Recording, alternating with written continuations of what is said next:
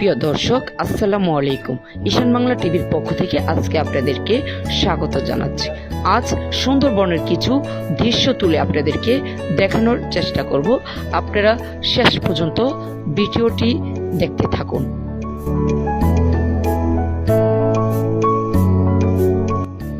একটি নৌকা নিয়ে 5 জন মিলেই আমরা নদী পার হয়ে সুন্দরবনে প্রবেশ করেছি।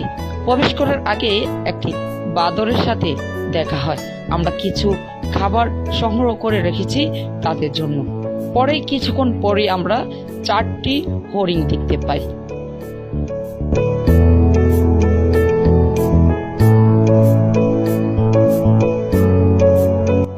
এখন আপনাদেরকে দেখাবো বালু থেকে কিভাবে লাল কাঁকড়া উদ্ধার করে। নদী থেকে এক বোতল আমরা পানি নিয়ে নেই। পানি নিয়ে যেন গর্তের মধ্যে পানি ঢেলেই তারপর কিছুক্ষণের মধ্যে আমরা লাল কাঁকড়াটি উদ্ধার করেছি। আপনারা কিন্তু দেখছেন।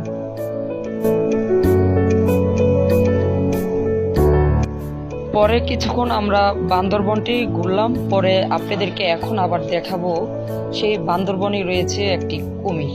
সেই কুমিরটি এক পুকুরের মধ্যেই থাকে। আপনারা কিন্তু দেখছেন।